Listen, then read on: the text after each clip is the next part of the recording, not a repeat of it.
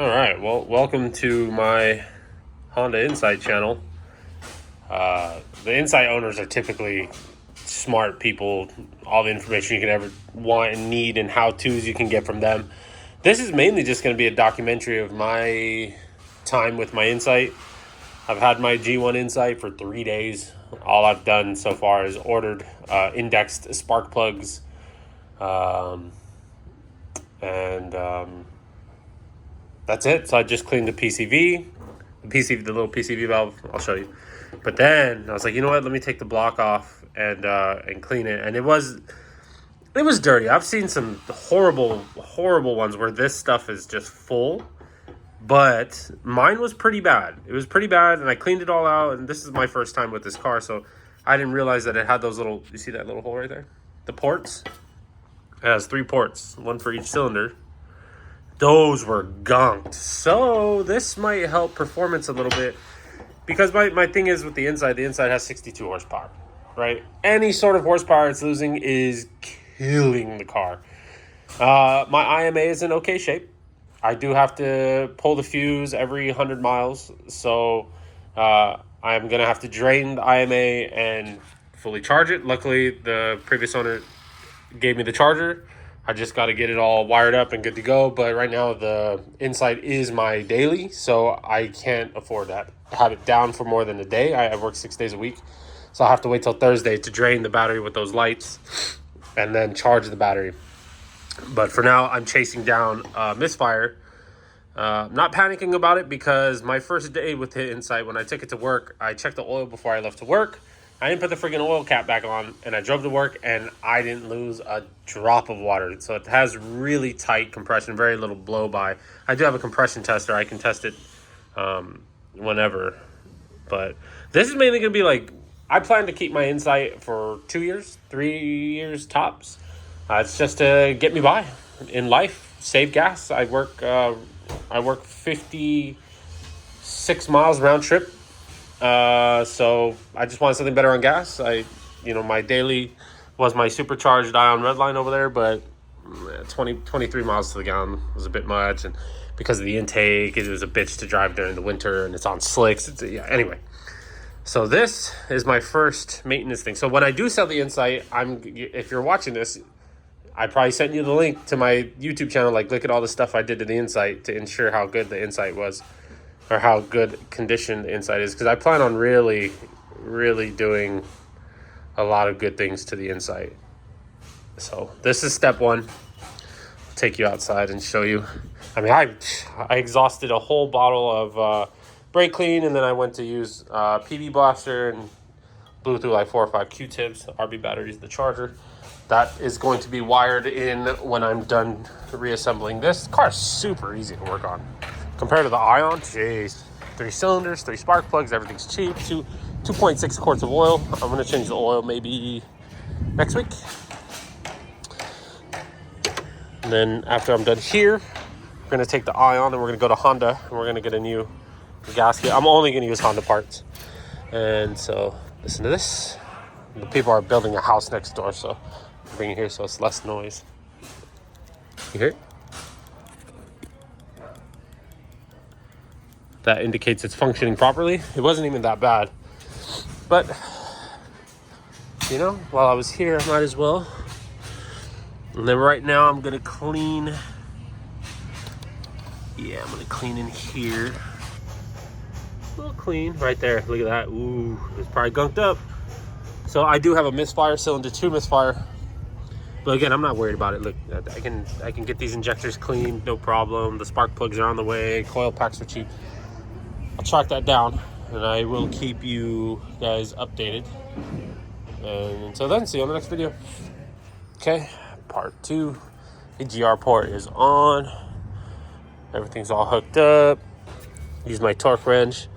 Got it all down to spec. And while I was doing that, I found maintenance item number 2 that needs to be done. You see that rear motor mount? I'm not the strongest man in the world, and this is a very small engine. But when I was applying torque, I was like, wait a minute, this is moving a bit too much. Look at this.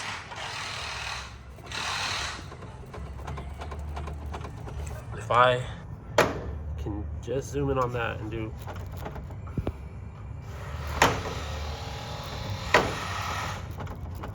I can physically move the engine, so. Rear motor mount looks very easy. It's probably going to be a 2 to 3 bolt process. No problem. I'll probably upgrade that to a poly mount. Because the thing is, like, I'm gonna use some of the racing engineering or knowledge that I've had, and I've been racing front wheel drive cars for pretty much my entire racing career. Yeah, look at the mountain shot. So drivetrain loss, powertrain loss with front wheel drives. Front wheel drives don't really lose that much powertrain loss, or they don't have that much powertrain loss, because that's a supercharged Ion Redline, by the way, on slick. E85. Yeah, that car's crazy. Anyway, motor mounts help you cut that loss of power by eliminating the amount of movement you have in the engine, but you don't want to sacrifice comfort. And this car is extremely comfortable, so I'm not going to go like full hard poly, maybe a soft polyurethane bushing. But yeah, sweet. Now time to start it and see what it's like. What an absolute doofus move that was. Upon trying to kill the misfire, I caused the biggest misfire of all time. I started the car with the spark plugs not plugged in. I forgot to plug them back in. So, take 2. Let's see how she starts.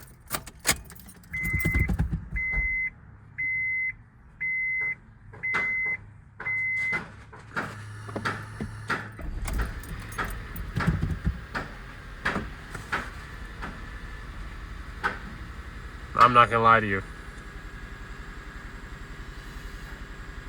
That idle feels way smoother than before. Wow. Yeah, that's lovely. And I had my shift knob here. This is the one my friend 3D printed for me for my EM1 back in the day, but I want to keep this car as stock as possible, so I'm gonna put the stock knob back on right now. But this knob is nice and heavy. It's really, really nice, but Anyway, so another reason why I'm doing this is because I moved a coil pack from cylinder 2 over to cylinder 1, just because I want to see if the, oops, sorry, I keep it over here. I just want to see if the misfire changes from cylinder 2 to cylinder 1, then we know 100% I need a coil pack. So it's probably too soon. I probably have to drive to work and back one more time. God, I can never get this the first try.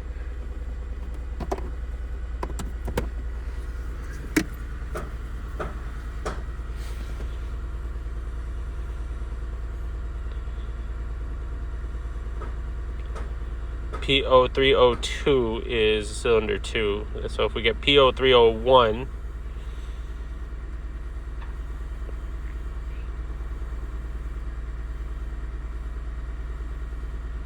nope, no codes.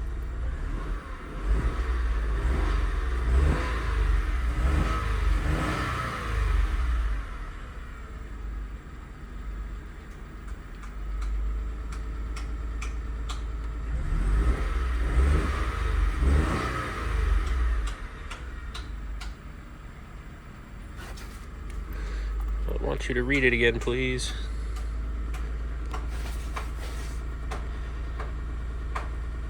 Okay, so we have 0 codes for now. I'm not going to assume I fixed it yet, though. I'm not going to get myself too hyped up. But yeah, really fun doing this type of stuff. I hate doing big jobs, but the little preventative maintenance is like, it's like Legos for adults. So I'm going to put the stock knob back on. Try vacuum. I should vacuum. Don't mind my golf tan. Yeah, I'll probably vacuum and then call it for the day. Nice. Alright, that's it. I'm done for the day. Since I don't feel like going to the store and buying a fuse, so I'll do this maybe on my day off. No, I golf, but you know, I'll tinker with it when I'm bored again. I've gotten a lot done today. So I just wanted to show, maybe this could be a video for the next owner 2 years from now. Show that I installed it and it's working good. But this is a real kit. No, this isn't homemade. I mean, it's probably homemade by the company. This is from these guys at RB Batteries. It's a $230 kit. And I have it all prepped to be wired up. Where is it? Oh, jeez. I was like, I lost it. So we got the fan for the fan side, and then for the IMA side. So the plan is I'm going to wire it up, and then this is going to sit in here. Here, let me do this. This is going to sit in here, like so. Maybe right here in the middle. I'll probably double Velcro it, because I mean, I don't plan on taking corners fast enough for it to come undone. What do we got here? Keep that. Oh, found it right there. Yeah, so it'll be in there. And this is the kit that does have this to deplete the battery. So you drain the battery completely and then you charge it. So it's not some BS charge. It's the full real deal. Can't wait for that. So this is stage one of the fucking insight. And stage two is going to be when the spark plugs come in. And obviously I have to drive it to work tonight. And we'll see if she runs a little better with cleaned EGR. And it's all cleaned in here now. So oil change too. I'm going to order the oil on Amazon right now. And I'm going to get the oil filter from my local Honda dealership. I'm also going to, speaking of the oil, I'm going to see if this, just like, I don't know if you guys know this when it comes to Hondas, but all Hondas use the same filter. All of them. They all use the same filter, except for the S2000, which uses a bigger filter. If most, like, performance Civic guys run the S2000 filter, because it has more oil capacity. If I could do that with this, that would be huge. So I'm going to look into that right now. It might have a factory Honda oil filter from an S2000. By the way, if you're watching this and you're just like getting started with your Insight and you're not really a car guy, don't put a different oil filter other than a Honda filter. There's literally no excuse.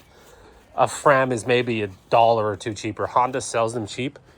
But what makes the difference is when you get an oil filter from Honda, they just give you a new crush washer for your plug. And it's a Honda filter on your Honda car. Come on. Love that. So yeah, there you go. That's looking way clean in there now. Sweet. Put this away until a couple days when I'm bored again. And then I'll get the fuse and we'll wire this up. It's easy. It's going to be easy. Super easy. All right. Little update on the Insight. My commute to work is like 85% PCH. So that means it's a lot of uphill, downhill. And with the misfire that I have, or I technically still have, you couldn't really load the engine. You have to downshift and make sure that you're like only at 15 to 20% load. But the load was extra heavy because the EGR plate was so bad and so blocked off that it was causing power loss. And since I was down on power, I was adding fuel via using more throttle. And that was causing the knock to be more often and more violent. It wasn't really that violent, but just as an example, a little stronger. And now the car has just been an absolute pleasure to drive through the PCH. Assist is working good, charge is working good, everything works good. I'm pretty much now in the habit of pulling that little 30 amp fuse under the hood. I had a few minutes to spare before leaving work, so I walked outside. I put my clubs back in the back of the car, and I was like, let me check the oil. Popped the hood, check the oil. And I was like, well, I'm down here, I'll just pull the fuse while I check the oil. You know, just getting in the habit of resetting the IMA so I don't have to deal with it ever turning on. So little habits. I think because I'm so OCD about things, and when I do have a passion for something, I have very good memory, and I think I'll always remember to pull the fuse just until I do the switch. I'm gonna have my friend Steve wire up the switch. I don't like wiring things up, but yeah, I'm gonna have him wire up the switch to reset the IMA on the fly, and then also installing that battery charger is going to be a huge help for battery life. And yeah, I mean, right now I'm still averaging 50. We're at the 49.8 mark right now, but by the time I get home, it'll be back to 50. I haven't gotten much over 50. I think once I've seen 50.2, but for the most part, it's usually 50 on the money. 155 miles driven, and I'm only down 3 bars of gas, which is pretty good. So yeah, that's just a random insight update.